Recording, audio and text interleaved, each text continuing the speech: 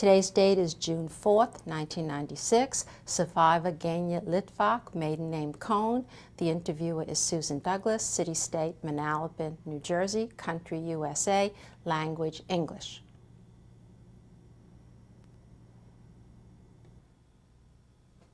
Today's date is June 4th, 1996. I am doing an interview of survivor Genia Litwok Cohn. I am the interviewer, Susan Douglas, SUSANDOUGLASS. The city state is Manalapan, New Jersey, country, USA. The interview is in English.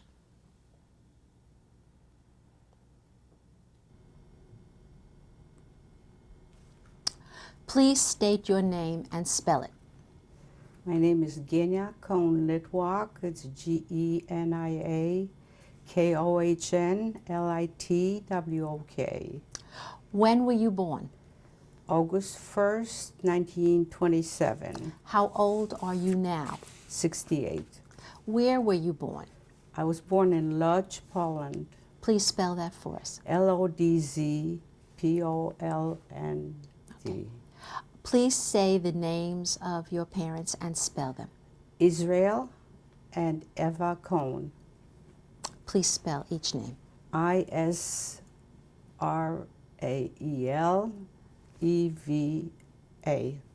How many other children were in your family? I was the youngest of three. I had a brother, Abraham, 8 years older than me, and a sister, Bronca, 2 years older than me. Would you please spell each of their names? Abrahambronka.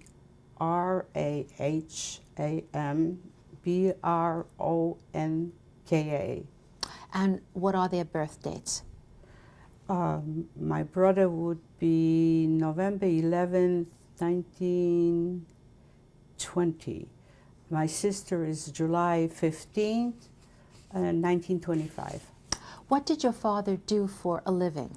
My father was a textile manufacturer. And what were the by textile manufacturers, what kind of textiles? Well, actually, they were making the yarn from which they make materials, textile. How large a business was it? How many people did he employ? The business has been in our family for 4 generations. Almost every uncle and grandfather I had, we were all in the same business, different places, but the same business. And how large? It was pretty large. It was a factory. Do you remember how many people your father employed? I don't.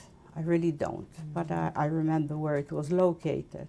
What was the relationship of location to where you lived? How far was it from where you lived? About 12 to 15 minutes walking distance. Okay. Did you go there often? Well, not very often, once a week, I suppose, because I was busy with school and my friends and doing other things. Did your mother play any role in the business? No. No, my mother was not working. Okay. What were some of your father's interests besides the business? I'm trying to think. I know that they did go a lot to theater, and there was a lot of singing, operas and operettas. As far as organizations, I really do not. The synagogue, he was active in the synagogue. But I can't remember any organizations that he was affiliated with. Do you remember any of the responsibilities he had in the synagogue? Any responsibilities? Any specific jobs that he did in the synagogue? No, I do not. I know he was active, but I really don't remember. Okay. I really can't remember. What do you remember most about your home as you were growing up? It was a happy childhood. Like I said, we had a big radio that was constantly playing when I came home from school. My brother, being older than my sister and I, used to teach us the newest dances, and there was a lot of singing. It was a big family, and they were constant. We had a lot of company, and they were dancing and singing. Who were some of the members of your family who lived in walking distance to your home? A lot of my mother's brothers and sisters, my father's, it was a matter of walking 20 minutes or half hour. Grandmother lived 10 minutes away from us, grandmother and grandfather from on one side, my mother's parents. My father's parents lived about half hour away from us. Okay. Did you have a telephone? There was a telephone in the business, and I have to remember the number, but in Polish. I do. Would you tell us the number? Okay, the number was 112 64. And could you translate that? 112.64. Okay. Was that typical for businesses to have phones in Lodz? Depending on the business. This obviously was a larger, it was a factory, so that they had to have a telephone. I don't think, we did not have a telephone at home. How many rooms did your apartment have? It was 4 rooms and a kitchen. 2 bed, oh, no, I beg your pardon. It was 4 rooms altogether because it was 2 bedrooms, a living room, and a kitchen. In a very small room. I should really, you would consider like a half a room where my brother was. I shared a room with my sister. Okay. And how many floors were in your apartment house? 4 or 5. And which floor was your apartment on? I beg your pardon? And what floor was your apartment on? Ground floor. You were on the ground floor. Okay. And did each apartment have a bathroom? Ours did. I don't. This was a fairly new neighborhood, so I suppose that they did. What do you mean by fairly new? Well, it was new apartments, new houses, and a very nice neighborhood. So fairly. I could not tell you how old the building was, but it was fairly new and had bathrooms. Okay. How would you describe the religious life of your family? How would you describe the religious life of your family? Traditional, conservative, leaning toward Orthodox. Okay. How did your family observe the Sabbath? The Sabbath. Holidays, the Sabbath. We had Friday night. My father came Friday early, and we had a traditional dinner Friday, and Saturday he did not go to work, and he went to the synagogue. My brother usually went with him, and my mother and I, we used to go, but not stay all the time. And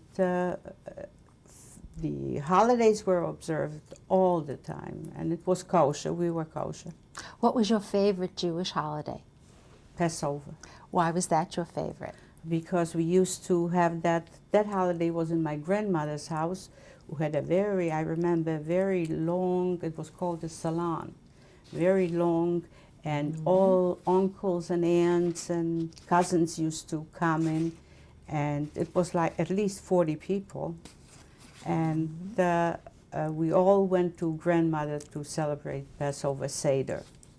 Okay. And how did you celebrate Rosh Hashanah? Rosh Hashanah, we celebrated we had dinner, we went to synagogue, we met our families because we belonged to the same synagogues. And Rosh Hashanah was a little bit, it's a solemn holiday. It's not like Passover where it's a very happy holiday. What was the name of the synagogue that you and your family I do not you remember. Okay. I only remember one synagogue that my father did go to. It was called the German synagogue. This neighborhood we lived in had a German high school. It was really a German neighborhood. And that synagogue was the nicest and the oldest in Lodz. It was a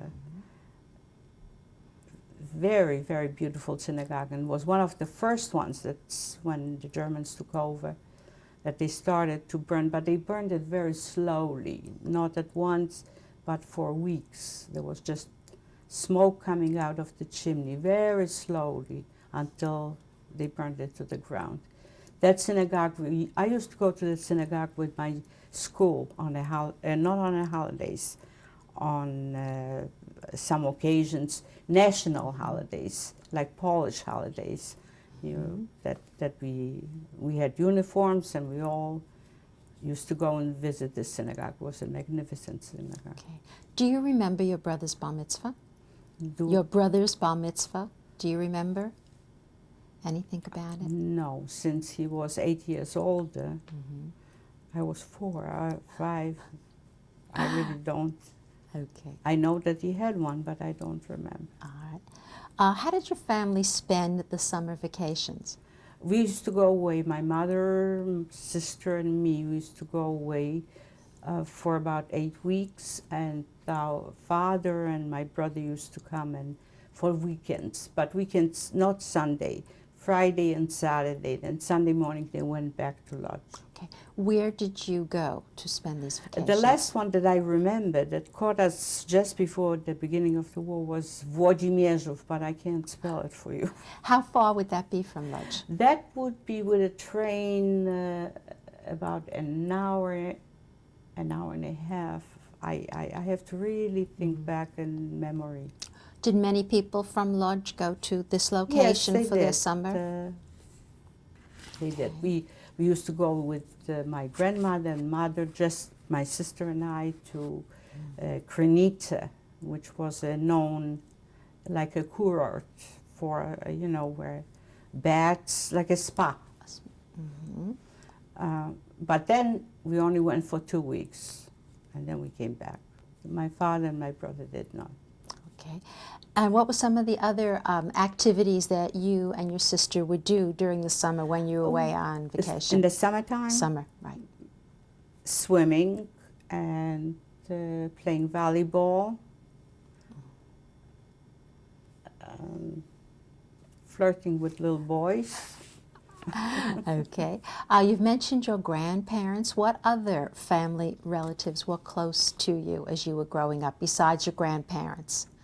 My uncles and aunts and cousins.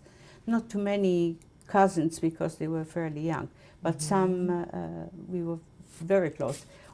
Friday night they would come for dinner, some of them to us, or we would go to their houses for dinner, for the Shabbat dinner. In your opinion, how did Jews in Lodz get along with the rest of the community as you were growing Very up? well, very well. My mother had a lot of friends and neighbors in that building, in the apartment house, and a lot of them were Volksdeutsche, which were Germans living in Poland. And they got along fine. I could see them when I came from school, drinking tea and going into each other's homes. There was no difficulty. Were there many Jewish families living in the apartment house that you lived in? In the apartment, I think there were 9. And how many families lived all together? There were 30-some. I don't recall. Okay. Let's talk about your education. Where did you go to school? I went to public school. I went to kindergarten when I was little. Then I went to public school. My formal education is only 6th grade because the war started when I was 12. And this public school you went to, do you remember a name or an address? I remember the street, Gdańska. Could you spell that, please? Gdańska, Gdańska. Okay. Gdańska 90. Okay. Was this a co-ed school or just schoolgirls? Yes, co-ed. Now, you mentioned before something about a school uniform. Could you describe the uniform that you wore? Navy blue skirts and white blouses, and sometimes we had suspenders, navy blue suspenders. Did most students in schools All wear uniform? students. Okay. Now, when you were in school at this public school, how about describing a typical day for us? What time would your classes start? What time did you have to be at school? How many hours you spent there? I have to really think about that. I think it was 8 o'clock. Mm-hmm. I know that we came home, you know, I have a little difficulty because I was really young. Most of the survivors are a little older than me. And I think we came home for, the main meal is actually during the day. I believe that we came home for an hour and then we went back. I'm not positive about this. As far as our Hebrew Jewish education, my father had a tutor come into the house and teach me and my sister Hebrew and about Judaism. My brother went to a high school, a Hebrew high school, so he didn't need that. Okay. What was your favorite subject in the years that you went to school? I think literature. Why did that appeal to you? I like reading a lot, and until today I love reading, and that was probably my favorite. Do you remember a particular book that you liked a great deal when you were going to school in literature?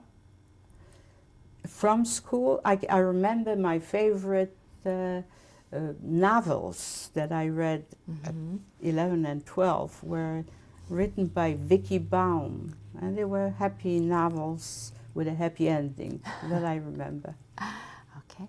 Who was your favorite teacher in those years? Does one teacher stand out in your mind? Okay. While you were in this public school, did you engage in any sports? Just skating, but not too much of an athlete. Talking roller skating, or ice skating? Ice skating. Ice skating, okay. Where did you go ice skating? Not too far away from, I went with my sister and the mother. Our brother was a hockey player, so for his school. So he would teach us. We didn't have an instructor. He was teach us. And I was a little clumsy. My sister was much better. So it was maybe 20 minutes away from home. How many days a week did you... It was a park, I remember. Okay. How many days a week did you go to school? 5 days. During the time you were at school, did you belong to any clubs?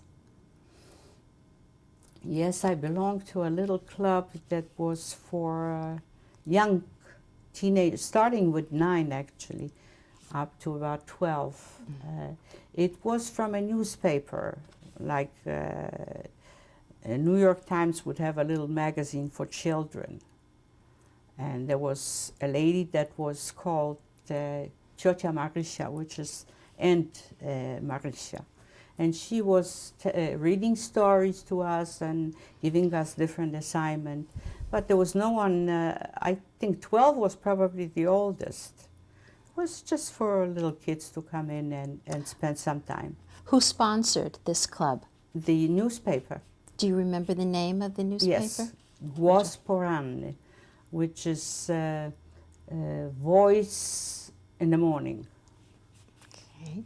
What did you and your friends do for fun after school? After school, what did we do for fun? We played, there was a big yard in our where we lived. We played ball. I wasn't very good at that. We went to movies. We were allowed to go to the movies, and but not too often. I believe it was once a week that we were allowed to go when I was 12. But my brother, who was already working for my father, used to give me a little money, and I would go in. And once I was really punished because the movie was very sad, and I cried. And when I came home, my mother saw my eyes were swollen, and she said, "Did you go and see that movie?" And I admitted that I did. She said, "Well, don't go again." But I loved that movie. It was a Polish movie, and it was very sad, and I loved it. And I asked my brother, he gave me the money, and I went. And when I came back, my mother said, "You went to see this movie again." And I remember that I was punished, not beaten, but I was punished that I could not go and visit my friends for a week. Do you remember the name of this movie? Of that movie? Yes. Znachor, which means It's like actually not a doctor, not a MD, but I can't think of the word in English. If you don't have the degree of MD and you practice medicine, what would that, you know? Like an intern? No. Without license. Somebody that's just knowledgeable and helps people, you know. So it was a very sad movie because this man was actually a doctor, but he had amnesia. And he then he didn't know who he was, and it was very sad. I cried a lot. Do you remember seeing any American movies before the war? I have seen a lot of Fred Astaire and Ginger Rogers, and I saw, my favorite movie was Little Lord Fauntleroy. I can't pronounce it, yes. In Polish, it was Mały Gentleman. And I love that movie, yes. What appealed to you about that movie? I can't tell you specifically. The story, I suppose. Okay. During this period of time when you were going to school, did you take any dancing lessons? Yes, I did. What did you take? I took tap. Was this a happy event in your life? Well, I tried. Okay. Where did you take the lessons? In a dancing school. My sister used to take ballet, but I took tap. How many years did you take tap dancing? I think it was 2 years. Were you as much as I can recall? Okay. Was there ever a dance recital while you were taking the lessons? Just for parents, nothing major that we went someplace to. No, absolutely not. Okay. During the years you were going to school, did you experience any anti-Semitism in school or in your community? I have to admit that no. Living in the neighborhood I lived, and I was shielded, I guess. I really don't, nobody called me a name that I can, my sister claims that she's a little older and she remembers more, but I don't really remember being called Jew or anything. I don't. What did you and your family know about Hitler before 1939? Well, in 1938 we had this big radio that looks like an old television set. The name of the radio was Philips. I remember that. My parents sitting and listening to Hitler taking over Austria, a part of Austria. And there was a lot of shouting, "Hi Hitler," and my parents were sitting very close to the radio and listening to that. That was my first recollection of knowing that something is going on. Were you aware of Kristallnacht in Germany in 1938? Yes. How did you become aware of that event? Because of the radio, I suppose. Or my father heard it someplace and came home. Exactly, I cannot tell you. Probably when he came home and he heard about it, there were a lot of German Jews in 1938 that came into our town. Did you have contact with any of these German we did. Jews? Who? As a matter of fact, there was a young girl, my sister's age, that came to live with us for a few months. Her father went to the United States, and she had to wait for papers, and she lived with us, and she went to school from our home, and I think she lived with us 6 or 7 months. I don't. Do you remember her name? Mala. Could you spell that? M-A-L-A. Do you remember I her don't remember her last name. Okay. I wish I could. What was your reaction when you became aware of the treatment of Jews in Germany, either through contact with Mala or what you heard on the radio? I was 11 in 1938. Do you remember having any The fears or reaction, feelings? I know that my parents were very upset. but I was a 11-year-old girl. And what I was thinking of is, what am I going to do next, tomorrow, and what am I going to wear to school? I don't think that I was sensitive enough at 11. Did your family ever talk about immigrating to the United States No. before 1939? No. I do not have any family. My father had 9 siblings, and my mother had 5. Absolutely no one moved. They were all, yeah, I beg your pardon, one aunt, my father's sister, did go to Palestine in 1935. And what was her name? Irka, Could you spell that, please? Irka. When did you become aware of the danger of war in 1939? In 1939, we were still in the country the end of August when we were told that we have to come home because the war started September 1st. Now, my reaction, that I remember distinctly, was September 1st. Good, I won't have to go to school. And I never regretted anything in my life as much as I regretted that thought. Okay. Was it hard or easy to get back to Lodz when you wanted to leave the summer Somehow location? we managed because we were just my mother and my sister and me, and somehow we had help from uncles and aunts. My father tried. We managed to get. We were there September 1st. Okay, so you were back in Lodz by Yes, and September I'm 1st. home, yes. All right. And what do you remember about the invasion? What happened next is, I don't know for what reason, but it seems that all men decided that they're going to just leave.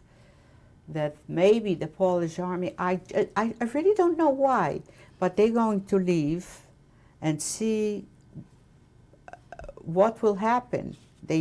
We were left just women and children. And it wasn't the Poles, it was the Jews that really went.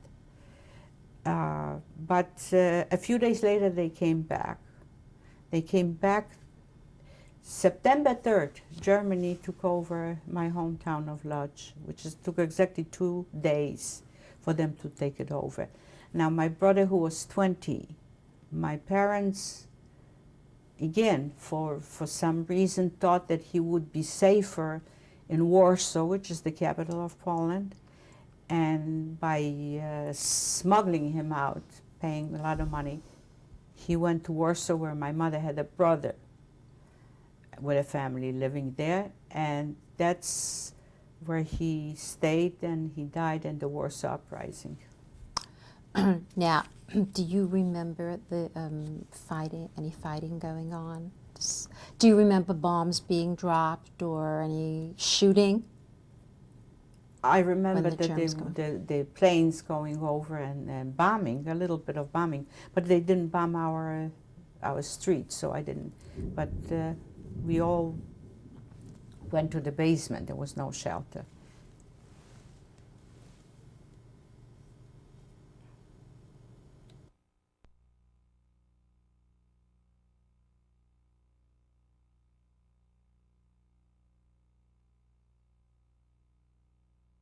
Tape number 2, June 4th, 1996, interview of Genia Litwok. Genia, how did life change for your family once the Germans occupied Lodz in September of '39? It changed forever. It changed tremendously. I remember the first thing, must have been 2 weeks after the Germans occupied our town, that my mother's friends and neighbors came into the house with a assessment, and they absolutely cleaned everything out that was of value. Any silver, any cut glass, anything that was of value, which was the biggest shock. I was watching it and I couldn't believe it. These were friends that my mother used to have tea with and talk to, and they completely changed. They became Germans, not only 100%, but 1,000%. I mean, they're no more. They just cleaned everything out. Any good linens, everything that was of value. And my mother had to, we watched because he was watching, the assessment was watching while they took everything. The only thing they couldn't take, or did they take this, was the rug, I think.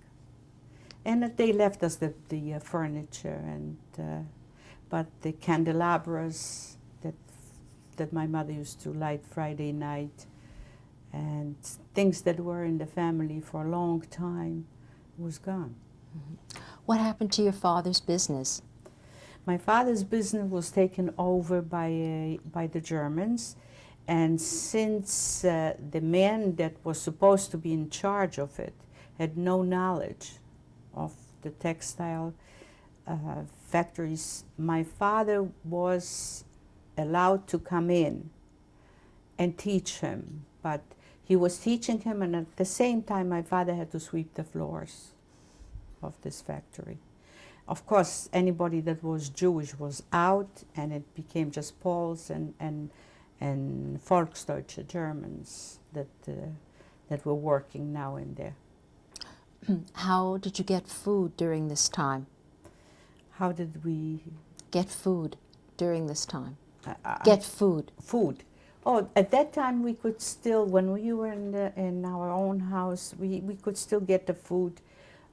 We also had some Poles that were friends, and they would bring us some extra ones. There was no ration. This was the very beginning, just a few weeks that the Germans took over. And what happened to your school? I did not go to school anymore because they just closed up anything. They didn't close the school for the Polish and German children, but the Jews, especially, our neighborhood was taken over almost immediately. I believe it was like 4 weeks or 5 weeks. I really don't. And they just told us to get out, and they came in and they said to my father, they gave him 15 minutes to empty, to take whatever he wants to, and we have to be resettled. And my father, being in a state of shock, took just me, my sister, my mother, and an alarm clock. And at that point they took us to really a slum area that later was to be known as the Lodge Ghetto, and gave us one room. We shared the bathroom with many families. Mm-hmm. And this was our home for the next 4 years, 4.5 years. Okay. One room, very small one too. Were you wearing any armbands at this point? If I recall correctly, I think at that time they started with the yellow stars when we were in the ghetto. Once you... It wasn't a ghetto yet, excuse me. Mm-hmm. It was not a ghetto yet, but they were just pushing people into that place. When your family was removed to the area that then becomes the Lodge Ghetto, did your father consider going into hiding or trying to escape to another location at that time? What was his reaction to the move? No, he couldn't. My father was well known, and because of the business that he was teaching that German how to take over, he was allowed to go into, because the factory was on a main street in Lodz, Piotrkowska, which was the main street. So he had a green band, and he was allowed to come in. And at one point they told him that he can take 2 beds and something, because we had absolutely nothing, a chest of drawers or something.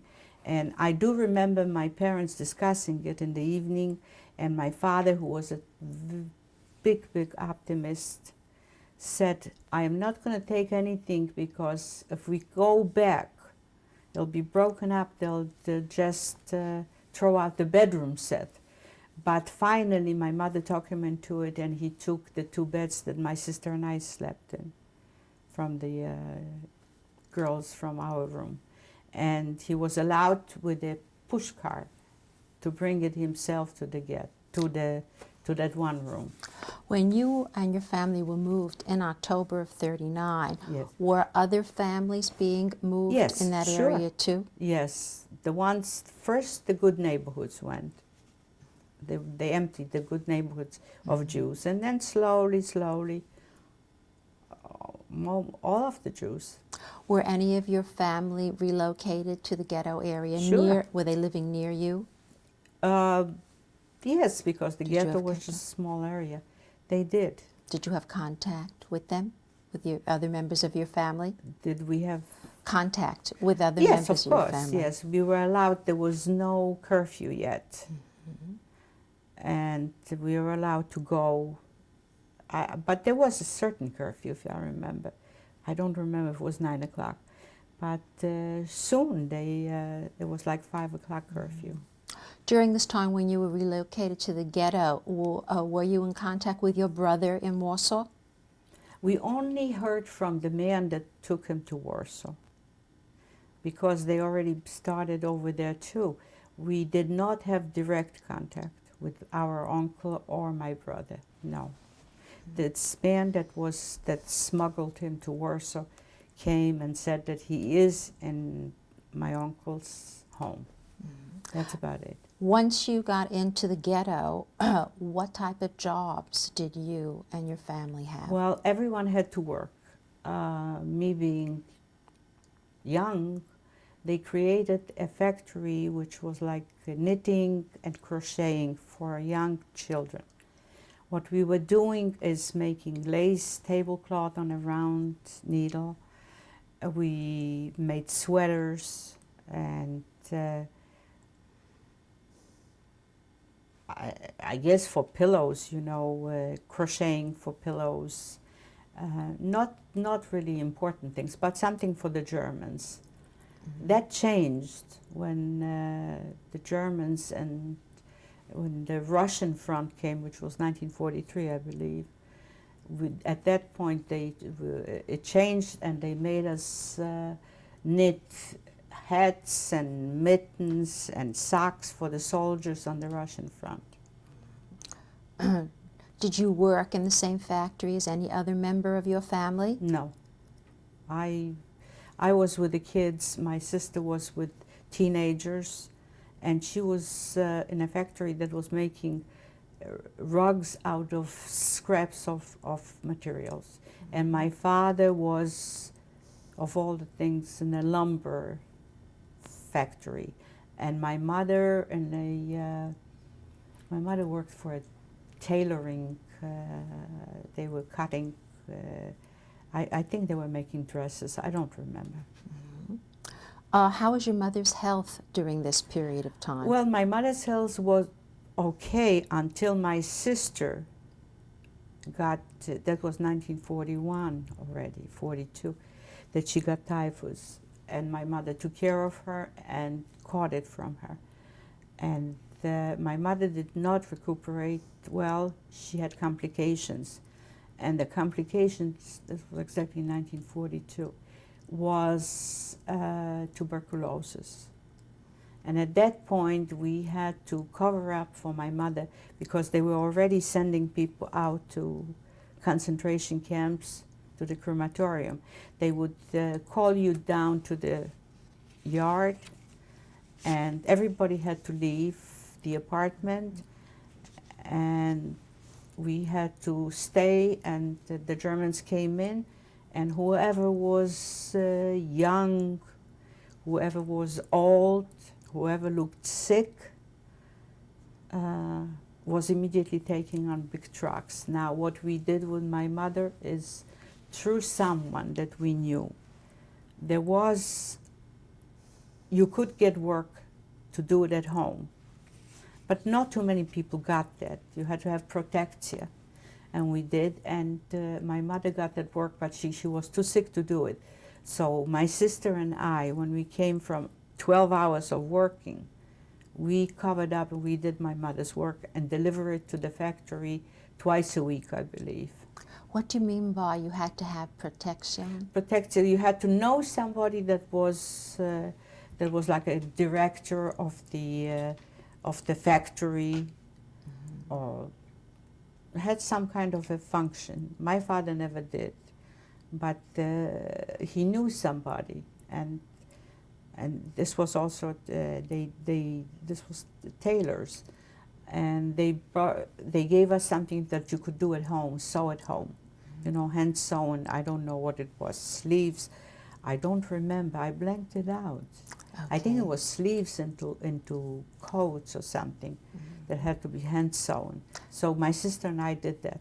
How many days a week did you work in this factory? 6 6 days a week. What were your... or 7, 6 or 7. I don't know. I don't remember. Okay. And what was the food supply like for At you that in the point, ghetto? we were already rationed, and a certain amount. Exactly, I cannot tell you, but we got bread, we got a certain amount of flour, a little bit of sugar, and a piece of meat for everyone. So, and my mother tried to make meals out of them. Potatoes, I'm sorry, potatoes. And the potato skins were luxury. My mother used to make cakes out of it. Where did you get the food? In special places where where you had to go, stay in line, and it was very little. Lodge Ghetto was notorious. It was so bad. It was so filthy. It was so awful.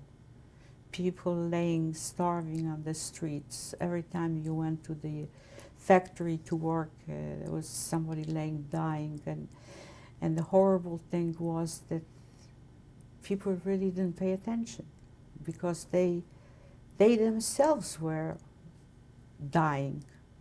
It was a very bad place to be. Lodge Ghetto was very bad. And we also got a lot of people from different countries, from Germany, from Austria, from Hungary, but it was a little later that they brought in. And like I said, they called it Sperr, where they closed up. They told you not to get out of then with a microphone, they would come into the yard and say, everybody out. And they would clean out everybody young, everybody old, everybody sick. Anybody, I remember that we used to pinch my mother's cheeks to make her a little bit, we had no blush, to make her look like she's healthy. While you were in the Lodge Ghetto, what did you know of Rumkowski?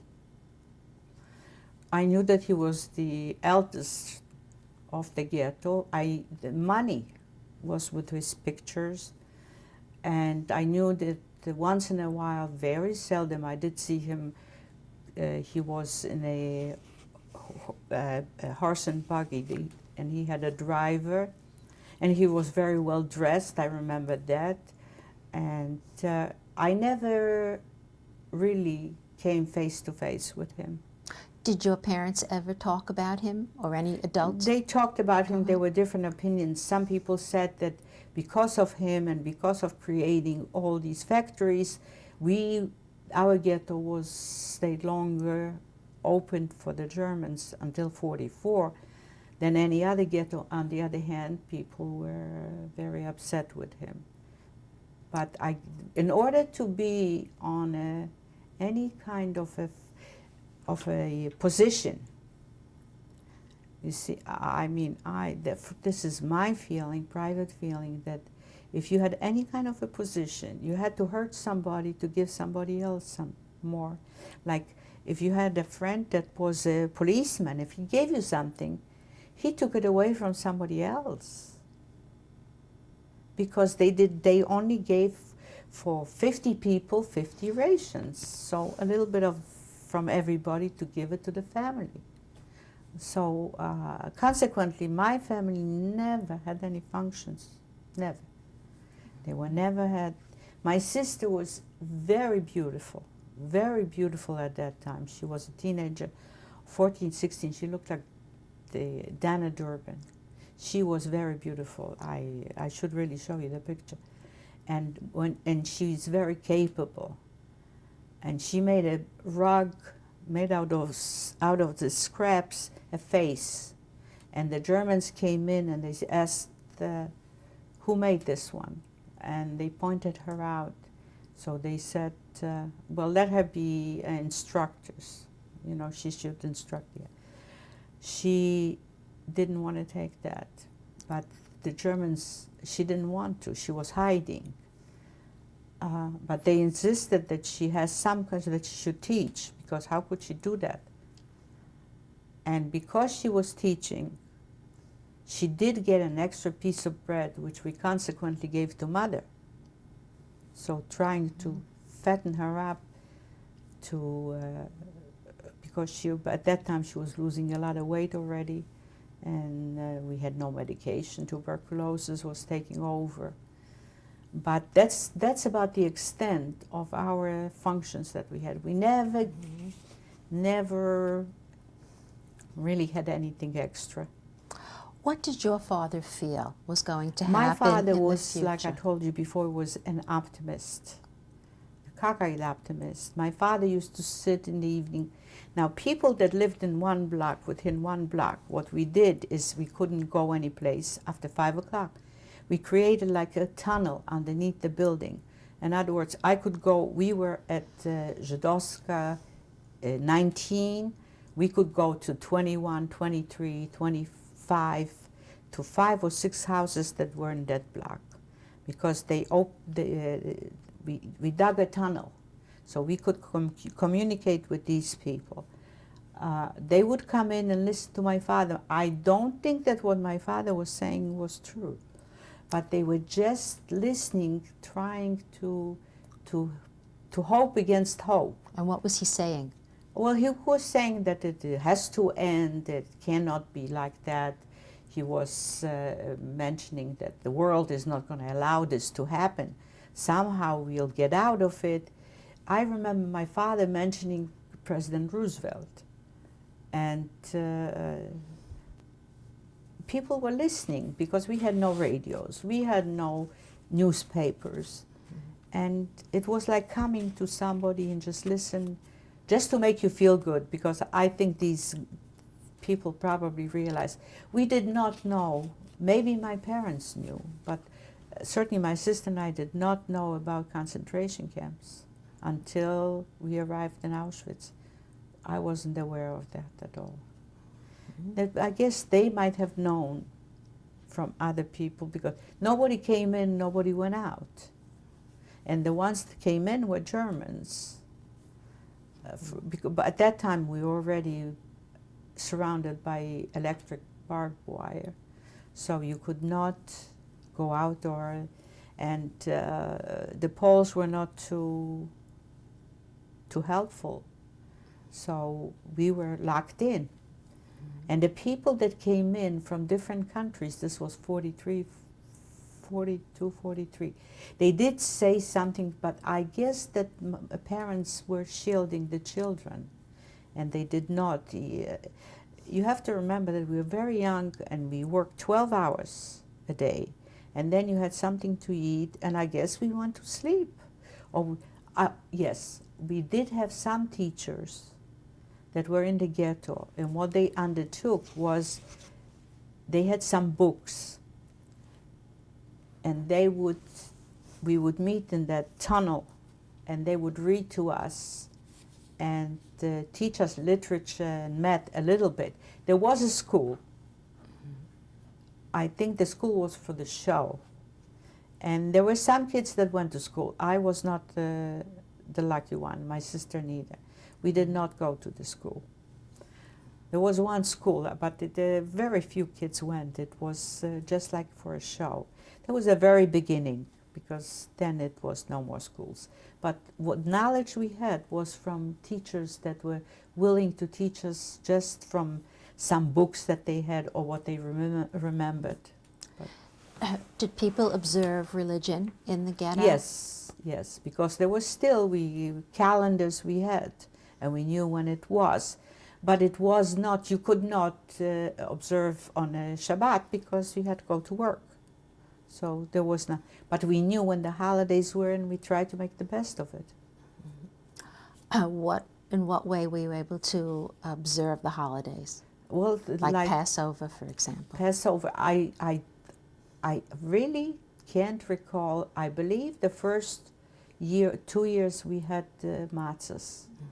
The Shabbat was that when we came from work, my mother had that cake made out of potato peel. That was the festivity.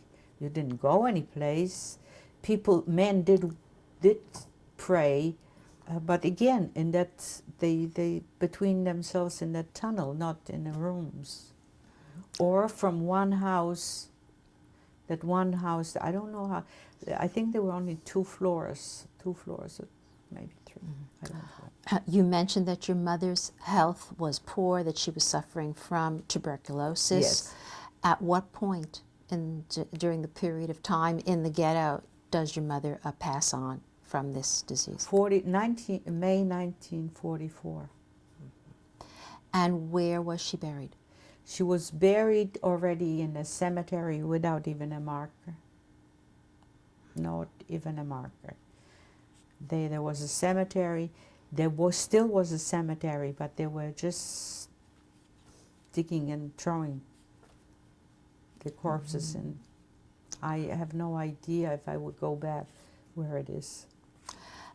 How did your father react to the loss of your mother? Very sadly. I mean, we was left with the two of us. It was already the beginning of the risk. A lot of people already went to Auschwitz. This is 1944.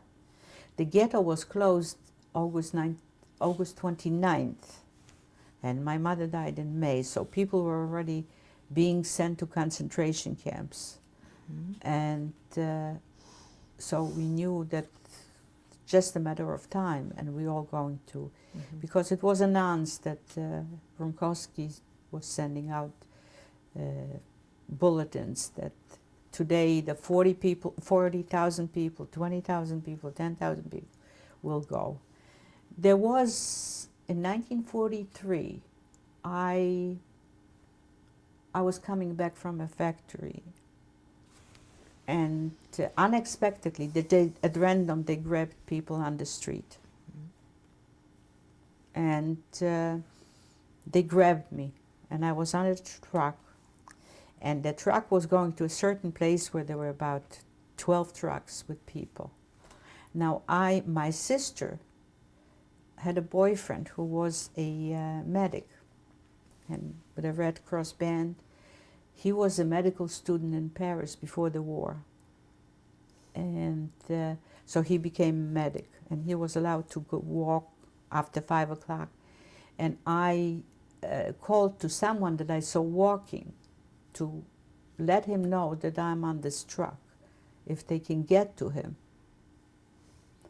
And this man was nice enough, I don't know how but he did look him up, and he came, took me off the truck, and said, just took me off the truck and said, "You on your own."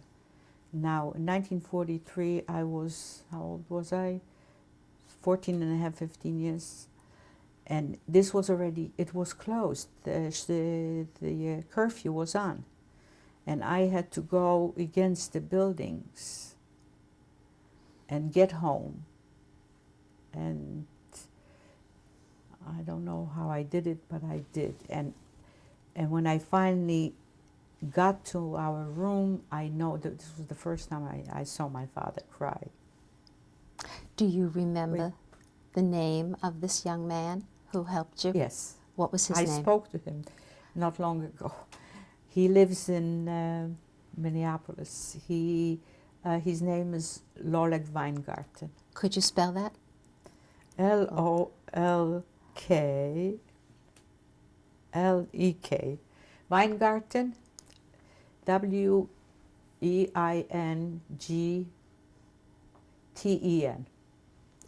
Okay. I need a tissue. Sure. I talk about my father crying, it gets to me. What happened to your father in the last few months that you were in the ghetto before you were deported to Auschwitz? My father was, there were some people that would tell the Kripo, which was Kriminalpolizei, that about people that were well off before the war and had money, and they would be taken to this Kriminalpolizei, to that Kripo, and they were threatened and beaten until they would say, you know, where did you hide the money? Where is the money? Where are the dollars? Where are the diamonds? Where are the things that are of value? And my father was taken not long after my mother died. It had to be the end of May. And he was there 19 days being beaten every single night. And in the dark, they would threaten him and say that that my sister's in one room, I'm in another room, your children are here, and if you don't tell us, we will, this is what our father told us later, we will, they will tell us. When my father came home after the 19 days, we really didn't have anything, because whatever we had was in Warsaw, actually, went with my brother. Any jewelry that my mother had, and that was all in Warsaw. And it's still there, believe it or not. It's built into a wall that my uncle owned a apartment building, 3 floors. And I know the address, and the house is standing. It was not bombed. And as a matter of fact, I applied with my sister, because there's no one alive, to the Polish government. And one of these rooms has built-in money, dollars and diamonds from the whole family. So if anything happens to this house and it falls down, there'll be Treasure Island. You know, it's very sad, but you can't go and I have no idea, because I was never in his, I don't know which apartment belonged to him. But you know the house. I know the address, yes. We're applying again, because they said that the government is now going to honor American citizens that have property in Poland. Mm-hmm. So when my father came back from going back to that, his body was charcoal gray. I remember that I used to all night long put cold water, we had no ice, cold water compresses, and he was in terrible pain. And consequently, he was only 42, 43. Consequently, when we came to Auschwitz, if he undressed, he was immediately taken to the crematorium. There was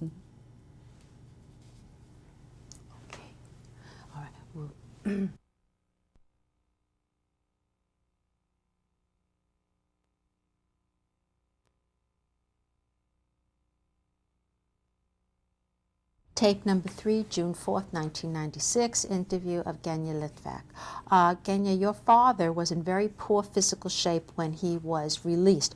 What did he tell you about his treatment by the Germans? Well, every evening they would take him into a room where he would lay on the table. And at first they would use a whip that was about, I suppose, about 2 inches wide. And as his body was bruised more, the thinner the whip was, to hurt more. And he also told us that when it was very dark, there would be a voice saying in Yiddish, would say, I'm going home tomorrow, they're releasing me. Do you want me to tell something to your wife? Do you want me to tell something to your children? Actually, this was not anybody that was trying to be helpful, but these were people that the Germans put up so that you would say things and then they would pursue it. So this is what our father told us. It was he got 1 piece of bread, water, and some soup with the leaves that were like spinach leaves with a scent on it. That's about it. He was there 19 days. And when he came, he was a broken man, no more optimist, broken, spirit broken, pride broken, a completely broken man. What did you do to try to improve his physical, to help him Well, in his physical condition? My sister and I, in the evening when we came back from work, we would put cold water compresses on his body, which did really not help a lot, but may just relieved a little bit. You could not go. At that point, it was, people were being deported already, and there was chaos. So there was no doctor that we could go to. There was no, whatever ointment or anything like that that we had, we used on it, but it didn't help much. It really didn't help much. What was food supply like in the last few months that you were in the ghetto? Very poor, very poor. Piece of bread and soup. That soup that we used to go and stay in line forever, which was really very bad. If you found a piece of potato, you were very lucky. I don't think we got meat anymore. Some vegetables, like cauliflower or that yellow vegetable that, it's not a squash, but I don't remember the name. Very poor, very bad. When were you notified that you and your sister and father were going to be deported? They just came in on August 28th in the morning, and they said, out.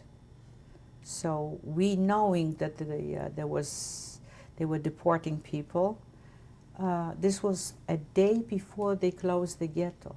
Rumkowski went the following day. So we had like little pieces of luggage, valises, pretty bad ones, with a few pieces of clothing. We did not have anything of value. The only thing of value we had that my father and mother still, my mother was already dead, but I remember going that I had a man tailored shirt, and in the corner I had 2 little diamonds sewn in, and my sister had a pair of shoes, and the heel was a shoemaker made like a hole, and there was a gold dollar, I don't know, $10 or something, the gold pieces, not knowing that we're going to be stripped naked. So our father said, remember, if anything happens, this is what you have.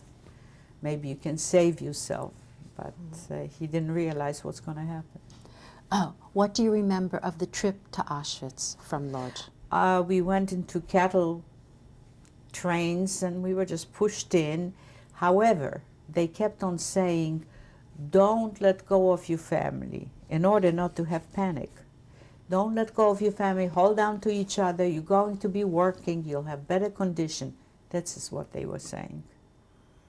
And when we arrived in Auschwitz, when they opened the doors, there was again the same thing. Don't let go of your family, hold on to each other, you're going to be working. And it didn't take long, however, for them to come in, and the dogs all over the place, and the assessment, and as we approached the gate, above the gate, there was an orchestra of inmates playing. It was music, and the song was Beer Barrel Polka. I remember that. What were the people in the orchestra wearing? Do you remember? Do you remember what the people in the orchestra, what kind of clothes? Yes, the striped uniform. Okay. Now, once you got into the gates of the camp, what happened then? Then they came in immediately, and they were there. They didn't have to come in. And all I could hear is left, right, left, right, left, right, separated men from women. And then we got a little bit further, and they separated all from young. Now remember, old was 40 or 38, depending how you looked. As my sister and I wound up on the side of young people, and we did not know if we were going, because we already, at that point, somebody already, there were Jews that were working, and they said that there is crematorium, and most of the people are going into the crematorium. We did not know it, that we are on the side chosen to live. We had no idea. They told us to strip, to leave everything, and you go into a shower. So there goes whatever we had on the floor. Now, people realizing that this I remember distinctly, that going into the shower, people that wore rings or watches or had anything of value, instead of handing it to the Germans, threw it on the ground. And consequently, we were walking on the ground filled with valuables into the shower, which was unbelievable. It didn't take long when they scooped it out, but instead of just handing it to them, we walked on watches and rings and earrings, whatever somebody had. Mm-hmm. One young woman, I guess she must have been 18, she had a cavity in her tooth, and she thought that she had a diamond, and she thought she will be, this was mine. Some people were lucky, and the assessment did not look into your mouth. But in my case, now this transport, they looked in your mouth, and he saw this diamond, and it took him just a second to put the revolver into her mouth and kill her. And this was right in front of you? Immediately, right in front of us. This was my first, because as much as I saw skeletons on the ground, on the streets in Lodz, I never saw anybody that close to be killed within a second. So nobody else did it. And then you went into the showers? We went into the shower. They shaved us. Oh, okay. They shaved us first. They stripped us of our clothes, of our pride, of our dignity. We were slaves. We became slaves. My sister, like I told you before, was very beautiful. There were some very beautiful girls. Now shaved, there were 2,000 young women. I looked around and I couldn't find her, because everyone looked alike. Everyone looked alike. Naked, shaved. It was very difficult. Of course, I did recognize her after a while, but it was difficult, because you have to really realize how hard it is to look at a sea of women. We didn't even look like women anymore. I found my sister. We went into the showers, and when the water opened, we realized that we don't have gas, we have water. So that meant that we are going to be alive. For how long, we didn't know. After the shower, they gave us clothes. Now, they gave us clothes, one dress, one pair of underwear, no bra, a blanket, and a sweater, and a string. Okay. Now this you had to put away, because before you aren't allowed to get dressed until Dr. Mengele is going to so-called examination. How long did you have to wait before he examined you? We were sitting in a big field. Remember, this was like 2,000 young women, naked, 48 hours. 48 hours until he came. That was day and night and day and night. We were very close to the crematorium, and every once in a while we would hear a scream, and it was cut off. It was a scream that people realizing that they are being killed. And in the Jewish religion, I think before somebody dies, you say Shema Yisrael. you know, God for Israel. All we who could hear was the Shema, and then it was cut off where they died, I guess. It was a horrible thing. Now, some of the girls were fainting, and they had these couples. These were many Jewish girls. There were couples.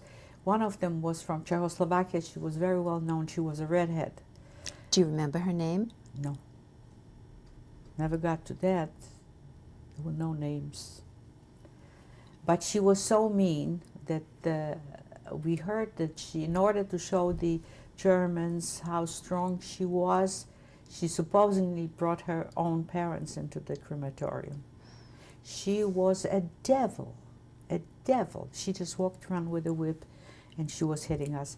If somebody fainted, they didn't give us anything. At midnight, after 30 some hours, they gave us tea that was brought in big,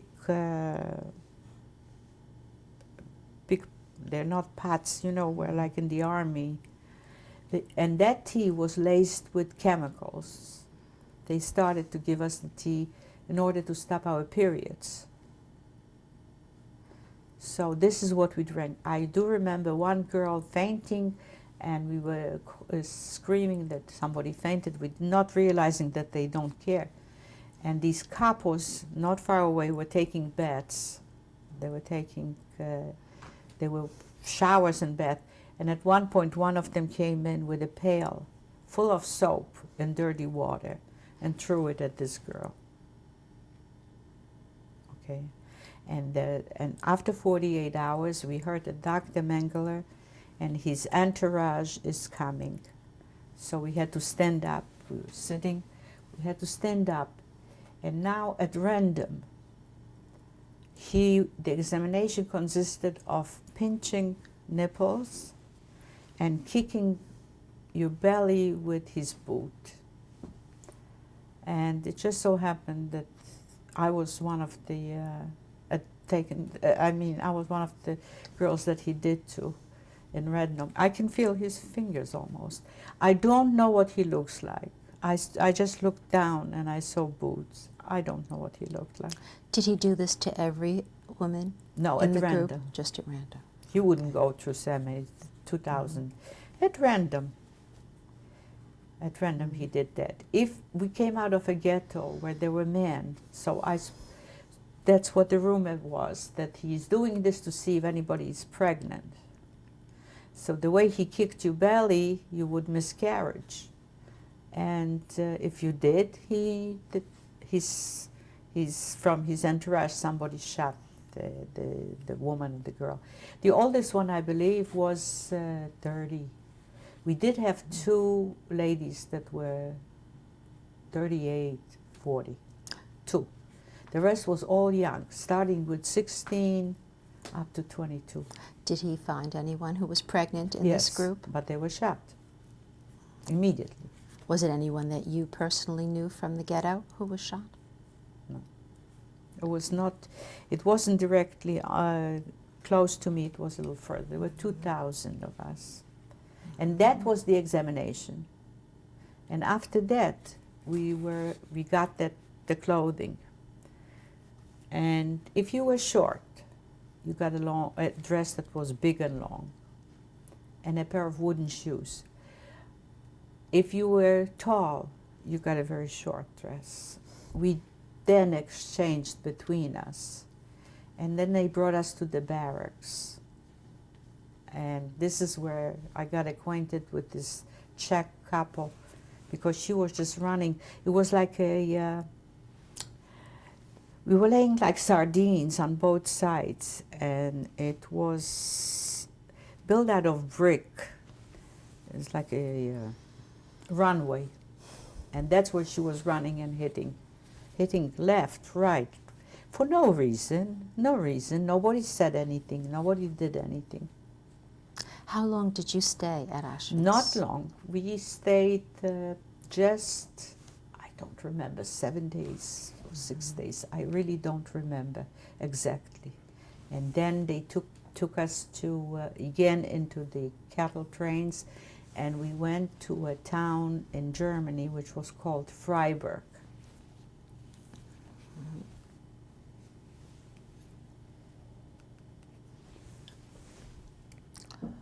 Could you spell that, the name of the town? F-R-E-I-B-E-R-G, Freiburg. And what happened once the train reached Freiburg?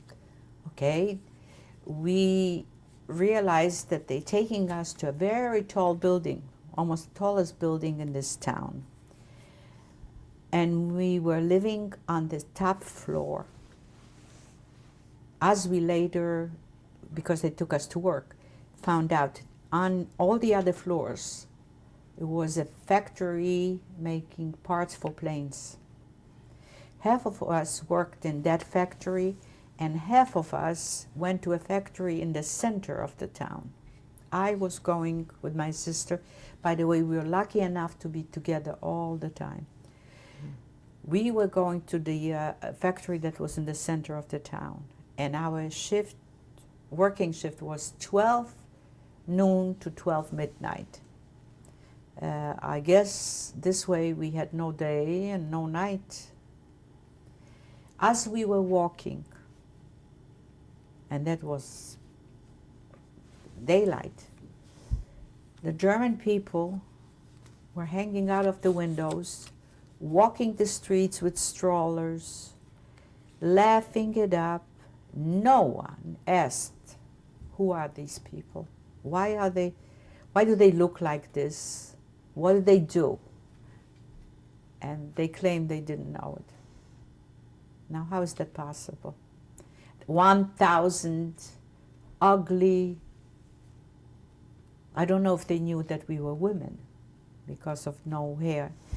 In the wintertime, we used to, that little string that they gave us was to put the blanket on your head and put the string around your neck, and the blanket served as a blanket and as a coat, and the wooden shoes. I did see one of my friends, I don't know if you know that, the wooden shoes, if you walk in snow, the snow builds up. And it builds up to a point where you're not able to walk, so you have to kind of shake it off. She happened to be the last one, the last row of 5, and she could not, she tried to shake off the snow, and she was like 5 steps away from all of us. And one of the SS women claimed that she wanted to run away. So when we arrived in that place where that other factory was, where we lived on the top floor, she called an appel. All of us had to be there. And she showed us, she said, I'm going to show you what happens if you want to run away. And she beat her, not to death, but she beat her to a point where she lost her mind. And she was all bloody, and it was horrible. It was horrible. You could see her eyes changing, and she lost her mind, and they would not kill her, just for us to see her. She was roaming around and between if we wanted to sleep, naked. She looked exactly she became so small, like a chicken. And finally, she was so dangerous that they put a chain around her ankle and the end of the fridge, the bed, and they had to chain her like that. She did survive. She survived, but she did not. She was crazy. I don't know what happened to her after the war, but she lost her mind. This was to show us what happens. All she did is shake off the snow. She had no intentions of running away. Where are you going to run? Shaved. They're going to bring you right back. The people that were sitting. They were bombing, you see, Freiburg was very close to the very famous town of Dresden, where they make china, Dresden dolls and china. And if you know, I'm sure you're aware of it, that Dresden was bombed to a point where there was daylight all the time. And since we are only 30 kilometers from that town, we heard the bombs flying, and we were locked upstairs. All the there was one SS man, he was Oberscharführer. He was the one that had all these SS women under him. And they all went to a shelter because the bombing was getting closer. And when we looked out of these windows, we saw women running to shelters. One of them left the carriage with a child and ran. Because it was only three floors, you could see it. And I think this was probably one of the happiest times of our life, because we knew that if they're going to kill us, it'll be either American or French or Russian or English. It's not going to be a German. So we danced the horror, and we sang. We wanted to die this way rather than die by their hands. But they came back because they didn't bomb Freiburg, maybe a little bit. They were bombing over there. At this point, during the time that you were in Freiburg, did anyone show you an act of kindness that helped you survive this tough time in your life? I didn't hear Did anyone, while you were in Freiburg, did anyone show you an act of kindness that you think helped you to survive the tough times that you've just described? No, really not. The only thing that my sister, I worked at one machine, also making parts for planes, and she at the other. The foreman, who was a German, I would say he was 50 years old, he was a communist. So he used to come to my sister and make a fist like this and say, "Wir kämpfen, wir siegen." We are fighting and we're winning. And making a fist like that. So, in other words, the Russians were getting close. This is the information that we had. Did you have any other receive or hear any other information about the state of the war while you were in Freiburg? Well, we knew that from the bombing. This is why we were so happy, because the first time we heard bombing, that they must be close. They must be getting close. Now, we were 27 girls in one room, 4 in a twin bed, 2 this way and 2 this way, like sardines. But I do remember that stands out in my mind because the Älteste, again, Stubenälteste, which means room oldest. She was not oldest in the age. She just became not a couple, but they had a mother. This was one of the ladies that was 40, and a sister in the same room. And she was from Lodz, just like all of us. One day during the winter, she said, "Remember I told you that we got a sweater in Auschwitz?" And she said, "If anyone will make a pair of mittens from their sweater for my mother, I will give you an extra potato." Now, the 2 girls that my sister and I slept with are in Canada, Montreal, also 2 sisters. They decided that I am the youngest and my sister is very talented. So they took my back. I had sleeves in the sweater in the front. They ripped my back and had wool. And my sister in the factory, with the help of this foreman, had made like knitting needles. You know, she sharpened it, wood. And she made that pair of mittens for that. I walked around without this bag.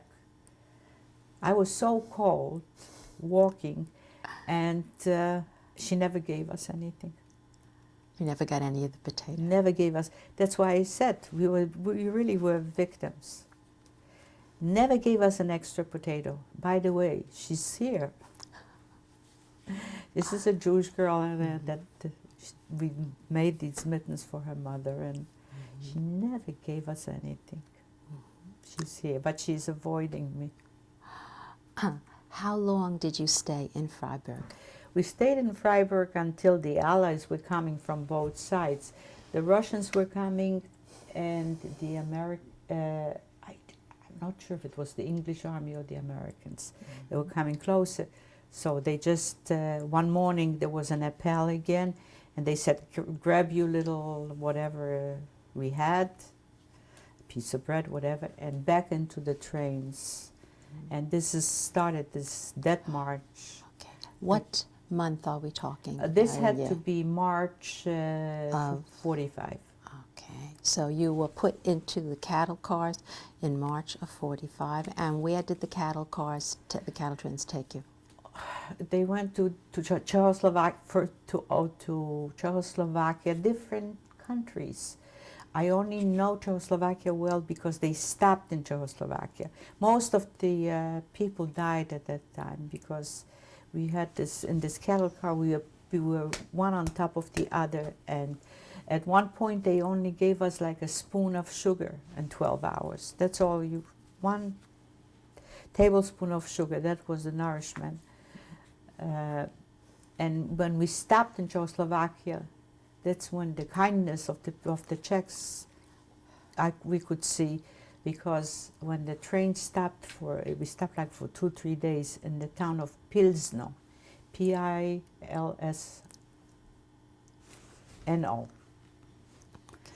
If you know, they used to come at night and throw things under the train, clothes, food. If someone would run away, they would be able to change, but there was really no way, because by that time we had like a little crew cut, because 9 months or something, so it grew back a little bit. But I'm sure that if anyone could run away, the Czechs would keep us. They would not go back to the Germans, and like if you ran away in Germany or in Poland, they brought you right back. So. Did anyone try to run away from the trains that you know of? Not that I know of. But it was very sad. In the train where my sister and I were, was a young girl, Czech girl, who was of a Jewish father and a Gentile mother. And this was her hometown. This was her hometown. And the people that were coming, at one point when the SS wasn't watching, we let her go, the window was this big, but we let her go to that window, and she screamed her name. Her mother was free. Her father was in a concentration camp. And the following day we saw far, far away a lady dressed. Sorry, I'm getting goosebumps.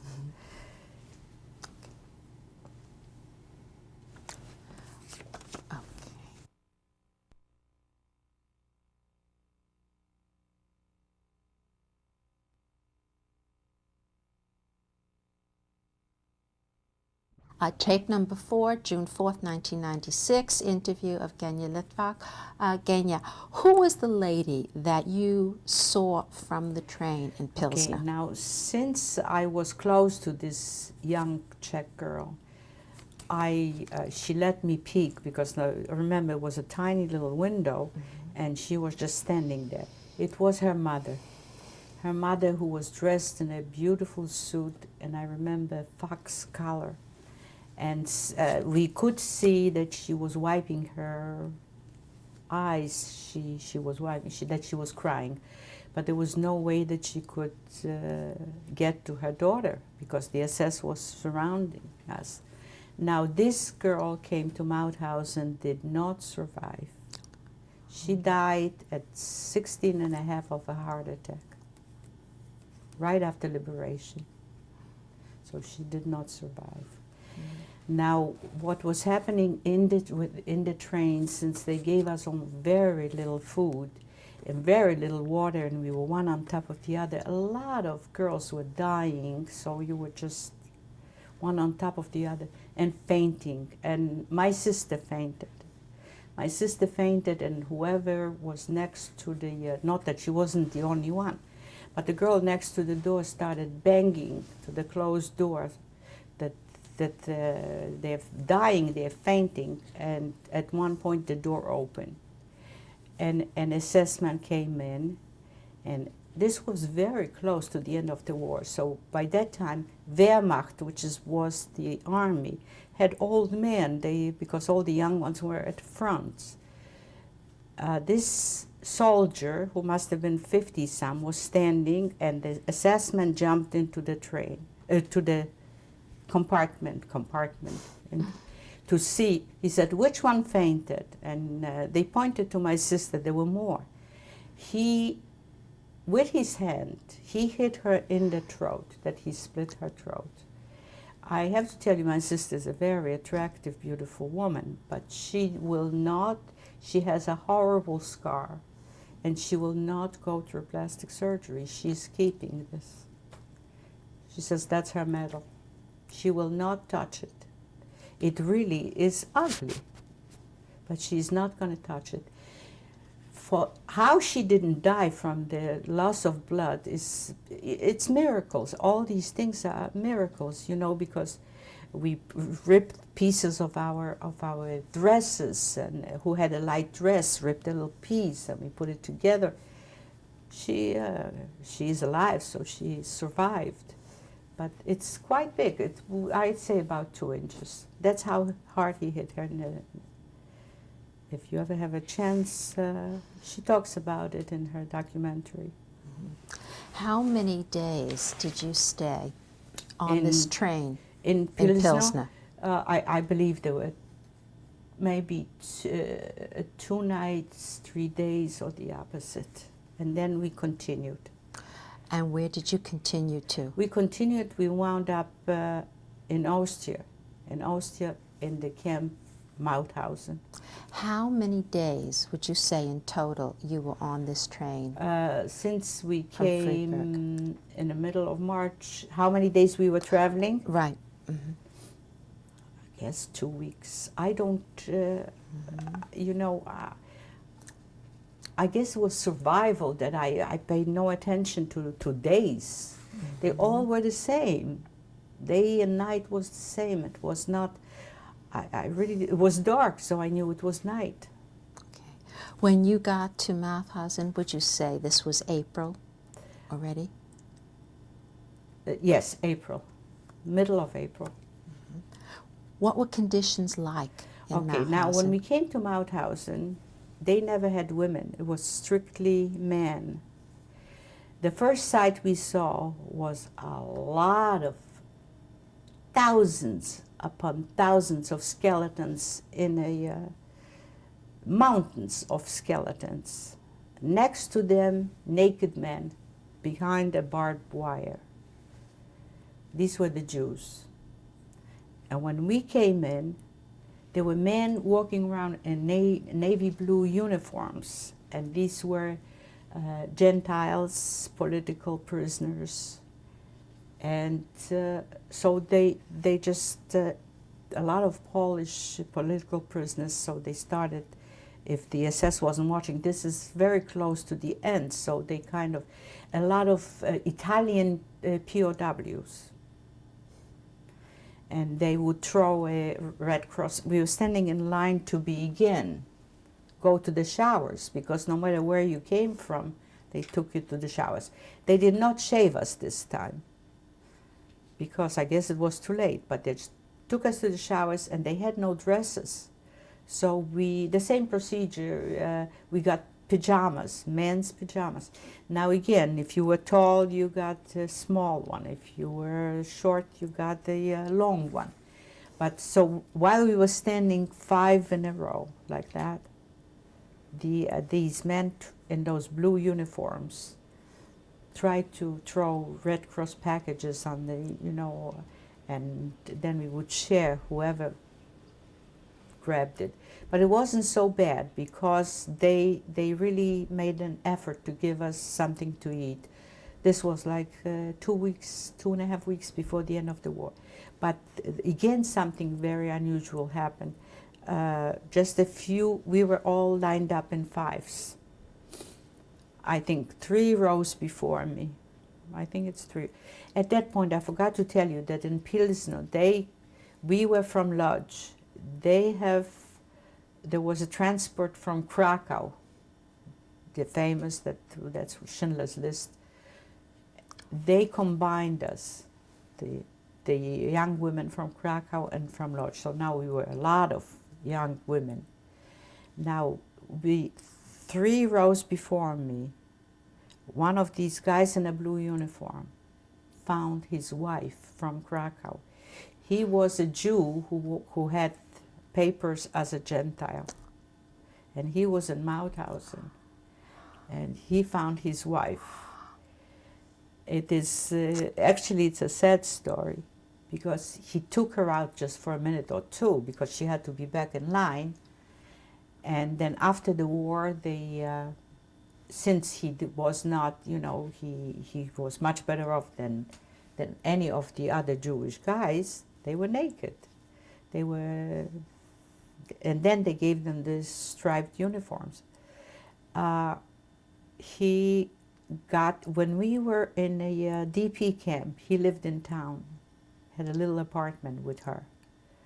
And in 1949, they were going from Linz to Salzburg to the festivals, which are very famous festivals in Salzburg. Festspiele, maybe you heard about that.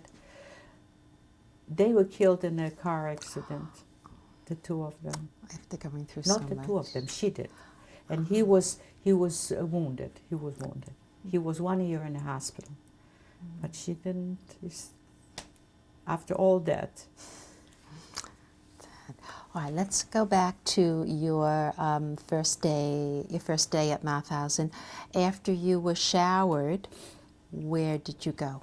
Again, to the barracks. Again, there is a barrack where everybody gets a little place on the ground. But there is no more capo beating us, because now this is the SS women were still there, but they were not as vicious as they were during the other times. They were not. They tried, I suppose they knew how bad that it's going to end, and if they're really mean, that they're going to have a better, that will get to them. So they try to be just a little bit nicer. As far as food is concerned, we got these Red Cross packages from these men and from the Germans. It wasn't as bad as when we were liberated, but it was bad enough too. Since we had nothing to eat for such a long time, there was peanut butter in the Red Cross packages, and jams and things that we haven't eaten for such a long time, that a lot of people had diarrhea. A lot of people got very sick, very sick. Did that happen to you or your sister? I had my own problem with my gallbladder, which I forgot to mention to you. All right. In Freiburg, I was getting attacks, and I was very young. Gallbladder, I didn't know it was gallbladder. It was my right side on it, and I thought they would kill me because I was screaming. They didn't kill me, but they gave me morphine shots, and I think that by the end of these months, I must have been addicted. So you got morphine shots at Freiburg In Freiburg, yes. And now coming to Mauthausen, it was such a disarray. They did not. So I just screamed I could not eat. That's why I didn't have diarrhea, because I couldn't eat much. I mean, even a piece of bread would bring on an attack. So I did not have diarrhea. My sister luckily did not have diarrhea either. Now, during this period of time when you were in Mauthausen, were you able to get anything to give you relief for your gallbladder problem? No, and this was like only 2.5 weeks. And I guess somebody up there likes me because I didn't get an attack. I got the attack when we were liberated. During this period of time when you no longer were getting morphine, did you have any withdrawal symptoms that you remember? Do I have Any withdrawal symptoms since you weren't getting the morphine anymore? No, because when I started screaming, they would come and give it to me and put me in that, what was it called, where the sick people were. Okay, I blanked out for a moment. Infirmary. And then when I woke up, it's a wonderful feeling when you have this pain that is unbearable, and then you feel nice and warm, and the pain goes away. That's a morphine. That's fantastic, you know. How were you given this morphine? How often? How were you given it? How was it By administered? injection. By injection. And who gave you the injection? One of these medics. Was this a German medic or a Not prisoner who was a necessarily, medic? No, they were Jewish nurses, I suppose. They were not nurses. They made themselves nurses. But she gave it to me, my buttocks. And there was no shortage of something like that? Oh, there was a the prisoners? shortage. I mean, I didn't get it every day or whenever I had an attack, and I was. I guess they didn't want. I many times I think, why didn't they just kill me? It was so many months before they. Maybe they had this in mind that they knew how bad that the Allies were coming. That maybe I'll say a good word for them. I have no idea why they didn't kill me. I have no idea, because why did she beat that girl until she was insane? All she did is shake the snow off her wooden shoes. I have no idea. It's just a matter of luck. I didn't do anything for it or against it. I was ready to die because the attacks were incredible. Remember, I was only 16. It started with 15, and that's very unusual to have, like I found out later, gallbladder with stones. So that was really very unusual. All right, let's go back to Mauthausen now. You have come out of the showers, you're in the barracks, and how long did you spend in Mauthausen before? Well, like I said, 2.5 weeks or so. We did not work. This was disarray already. We did not work. We just laid there. And we got whatever we got, but we had help from the Red Cross, from these guys, from the Red Cross packages. When were you liberated? May 5th. And who liberated you? Rainbow Division of the American Army. Okay. And say the total date. I'm sorry I interrupted you. That's okay. The whole date with the year. The Rainbow Division of the American Army. And the date that they liberated you. May 5th, 1945. Right. Now, when you were liberated at this point, how would you describe your physical condition about the at day liberation? before, or 2 days before that, someone ran into the barracks and said the Americans are coming. It seemed that they were close, and all the Germans ran away. And anyone that was healthy enough got off that floor and ran out. That was false alarm. There were still some Germans, and they started shooting. Now, May 5th, someone came in and started screaming, "The Americans are here." No one moved until we saw this magnificent face of an American soldier, more and more, and they were so good. They were so kind. They cried.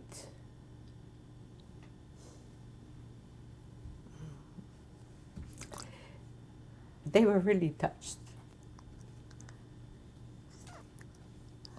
Do you feel, as you look back on all the time that you were in the camps, that being with your sister was a major factor in your survival? Psychologically, definitely, because I had something to hold on to. Definitely. What medical treatment were you given after liberation? Okay, now May 5th, I was I was okay, but I couldn't get off the floor because I had this pain, but not strong enough for me to really scream or like I did when I had the attack. But May 6th, there was an inspection. Doctors coming through the barracks, American doctors coming through the barracks with this high-ranking officer from the Army, from the Rainbow Division, and some soldiers. And it just so happened that at that point, I was really in pain. And I was making noise, you know, and they just kind of bent over me and spoke to each other and wrote something down. And I had no idea what they're doing, but 4 days later, now remember, we are already liberated. And now the army is giving us food galore, which was, first few days was a terrible mistake, because that's when the people got very sick, very sick. A lot of them died. They realized that when the doctors came, they realized that's what happened, so they stopped it. And slowly, slowly, they fed us with dry food, cereals, you know, so we would not have this problem. And after this inspection came through and they wrote something down, I believe it had to be 4 days later, an ambulance pulled up and 4 AMPs, American MPs, with a stretcher, came straight to me, picked me up. You know, I was very, like a kid. They picked me up and they took me into this ambulance, and my sister, who spoke just a little bit of English, they didn't even tell her. They said hospital, but they didn't tell her that they took me to a GI hospital where all the soldiers were. Now here I am with American GIs. I do not speak English. And the first doctor that comes to visit me, to talk to me about trying to find out what's happening, was Chinese. Now, I have never seen a Chinese man in my life. I have seen the film Good Earth by Pearl Buck. I know that, but I have never seen it. I was so frightened. I didn't know. I spoke German, I spoke Polish, and he spoke English.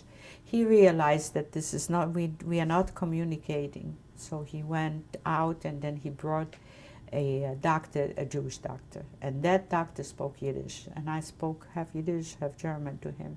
I told him that I have these attacks, and they kept me for 2 weeks under observation. Needless to say, all the GIs came in to visit. I did not look like a woman, believe me. I had very thick black hair, crooked. I looked like a Japanese young girl. How much do you think you weighed at that time? I don't know, but I was very small. I am 5 feet and I was shrunken. I really looked with this little crew cut. As a matter of fact, Ziggy will tell you when he met me, he thought I was Japanese. With that crew cut, it was, everybody could part their hair already because it was soft. Mine was hard like a porcupine. So they came to visit me into this room, not because I was a woman or something, but they realized that I was in a concentration camp, and they were very kind to me. But I cried all the time because I wanted to go back to my sister. So they realized that I must go back to my sister, between my people. And at that time, they diagnosed my gallbladder and gallstones. So, and they brought me back to camp, and I came. You were taken back to Mauthausen? Yes. And reunited with your sister? Yes, I was Okay. reunited with my sister, and there were some doctors, the Jewish doctors, that were liberated too. And at that point, they divided Austria into 4 parts. It was American zone, Russian zone, English zone, and French. Mauthausen went to the Russian zone. So the American army came to us and said, some of the people went back to Poland, the ones that could, that were healthy. Not too many, not too many. The American army said, do you want to stay here with the Russian army, or do you want to go with us, which was across the Danube, to its Linz, and somehow we'll relocate you. We went with the American army. We went to the American army, and they found the suburb of Linz, which was a small little town called Hart, H-A-R-T. And they gave us, it was like, actually it was like a mansion and belonged to Goering. And we just, the girls had one room, boys had one room, girls had one room, boys had one. We were only young people. We had no mothers, no fathers. It had absolutely nothing to do that anyone would think about sex, that this is a girl, this is a boy, or this is a man. Because we were all just striving for one thing, trying to find families and survive. And whoever could walk and was healthy enough was supplying all of us. Some of the men that I know until today were cooking soups and getting things from the Austrian people, food, and trying to help us. About how many people were in Camp Hart with you, would you say? I don't think there was more than 80. Maybe that's even more. There was another one not too far away, which was called Haag, H-A-A-G, also with people from Mauthausen that went across the Danube with it. So we communicated with each other. Now, I told you that there was a doctor, Jewish doctors were liberated, especially one, his name was Dr. Schleifer, I remember him, because I got an attack in this heart. I was in terrible pain. And when he came to see me, I said to him that I wanted an injection. And he said to me, you're not getting an injection from me. But he said there was a tall building not far away. He said, you see this building? You can go up to the top floor and jump. I will not give you morphine. I mean, in Polish, he said, I'm not going to make you a drug addict. You're going to a hospital. You have to go to a hospital. And that's what happened. They took me to, also knowing that the Austrians were not very kind to the Americans at point. Officially, they were very wonderful. Not officially, they were hanging some GIs on trees the very beginning. And you found 40 soldiers in a forest. Did you see this? No. You just heard? We just heard. Okay.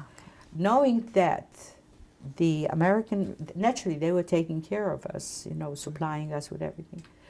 Knowing that the army took me to a hospital in Linz, and that was a hospital where it was, don't ask me to spell that, Barmherzige Schwestern, which is nuns. Barmherzige means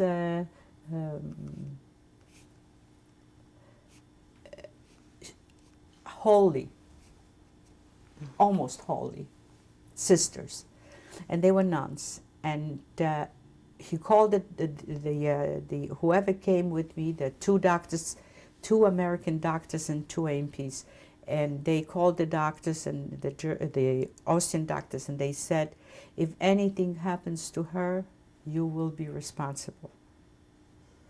So I guess they got a little frightened. However, they put me in a room with another person, and above my head on the chart there was a big sign that said Jude, which means Jew. Now the first evening my sister came with her friends, and they saw this and they made a big scandal. They tore it, of course. I was very sick, so I really had no power even to do anything. And after having me for observation for 2 weeks, they called a professor from Vienna to operate on me, because his name was Professor Knopf. Can you spell that? Yes, K-N-O-P, I think, Knopf, and an F, Knopf, which is a button, really. Knopf is a button. And he examined me, and he bent over me, and he just said, in German, he said, "Wird man schneiden, Kleine? Will we cut, little one?" And I, without consulting anybody, because I couldn't live, I said, "Ja, bitte, yes, please." When my sister came in the evening, she worked for the American Air Force already, and she used to bring me things.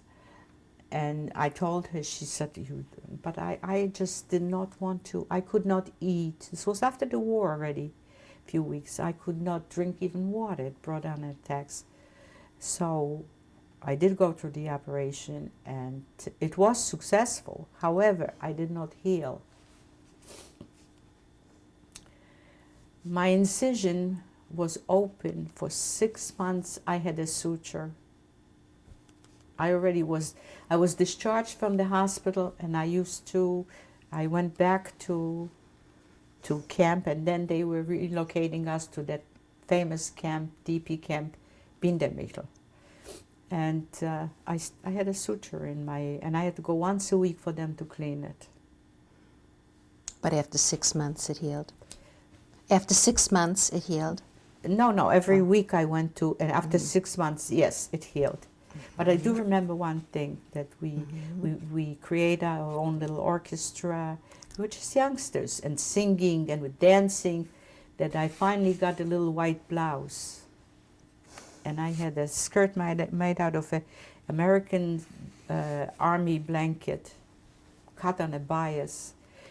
And I went dancing with this guy, and all of a sudden a yellow big spot on the white blouse. That was the end of my white blouse. That's it. No more white blouse. Anyway, it did heal after 6 months, it did. But I have the ugliest scar. It just goes like that.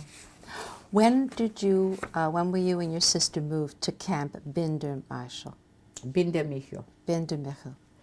Well, as soon as they opened, we were the first ones to come. So what month and year would you say that was? I think it was October. I have it someplace written. Okay. I think it was October. Of what year? 1945. Right. Because we couldn't live in that one, so many, 20 of us in one room. And actually this was a project that the Germans during the war that worked for some factory lived in. So the American Army relocated them and gave us 2 bedrooms and a kitchen, and it had to be 2 in one room.